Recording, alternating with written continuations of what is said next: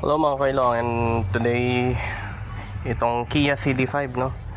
Kia CD5 or tinatawag na Ford Festiva sa ibang bansa.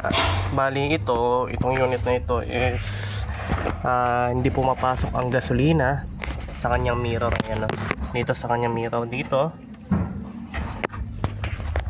At ang kanyang cause ay dahil dito sa busted or mahina na mag-pump na fuel pump. So, ang match na fuel pump nito, pwede ang Mazda 323. Yung Mazda 323 wala na mga bolt screw, pero kumuha pa rin tayo ng ganitong klase ng pump. Kia CD5. Pang Kia CD5 nasa 400 to 500 plus lang ito sa online, but sa other like shop nasa 1,000 rin yun. And then kailangan lang natin is size 12 na wrench, no? Size 12. Tapos ito, ayan, clip natin to para sa kanyang paghugot ng hose. And then lagi nating i-maintain ang pagpalit ng fuel filter. Alright, so start na natin. Bali, ito yung ating fuel pump mga kailong, no, na pamalit o sa brand.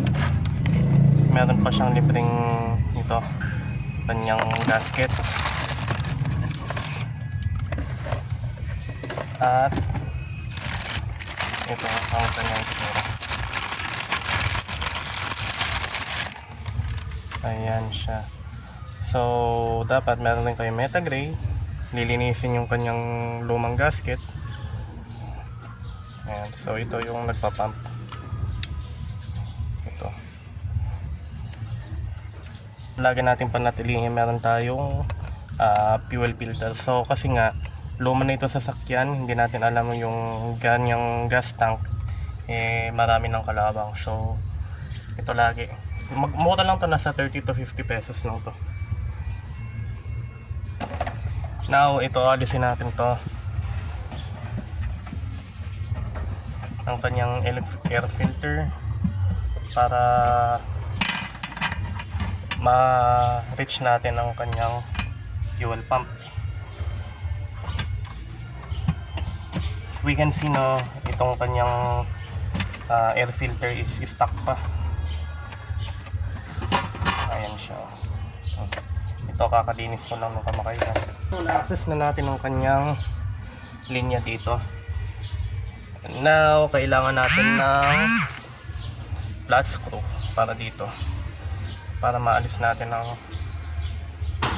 cable, metal cable.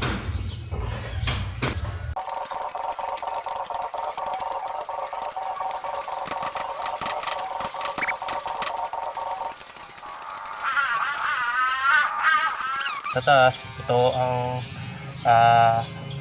linya na galing doon sa tangke. Itong maliit na ito ay para sa kanyang vacuum.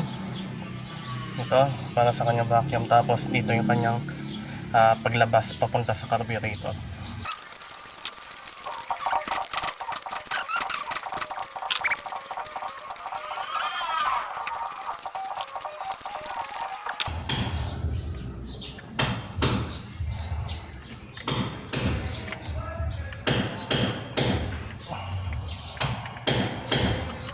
Ayan, bali natanggalan natin ang kanyang fuel pump. So as you can see, ang paglagay at pagbalik nito ay padakot, kaya dapat nakaganyan.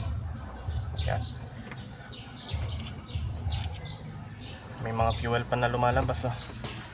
So i-check natin dapat kung malinis yung kanyang surface dito sa kanyang. So okay naman, malinis naman. Gasket na.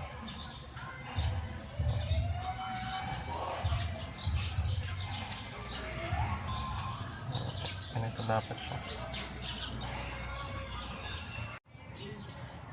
Ayan, so okay long. Lalagyan na natin ng Meta Gray. Dapat lagi kayo may Meta Gray. Tapos ito, napalitan na rin natin ng fuel hose line at fuel filter. Now, ibabalik natin to and make sure, tulad ng sinabi ko, ang babalik nito ay Parang padakot. Ayan.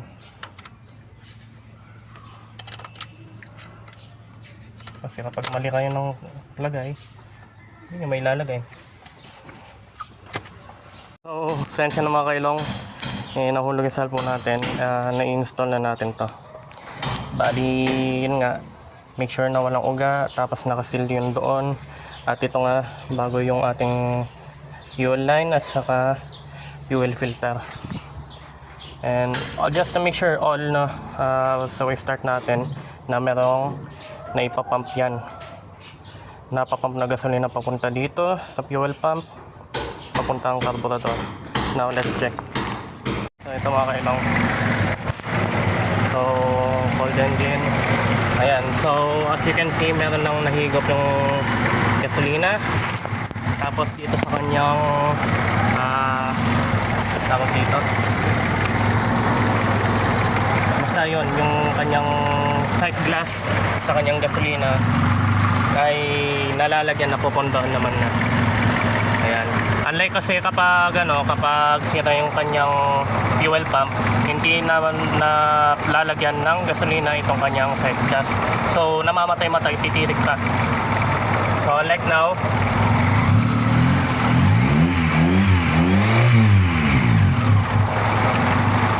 hindi siya nawawalan ng pondo ng gasolina dito sa kanyang side glass. So, yan, it means perfect at walang palya ang ating pagkagawa sa kanyang fuel pump. That's it, mga kailong. So, kung bago ka pa lang sa aking channel, huwag ka na mag-subscribe. Ganyan naman eh. Joke lang. Ayan, follow lang mga kailong for more tips. So, hindi lang tayo for motor, syempre pati na rin sasakyan. Alright.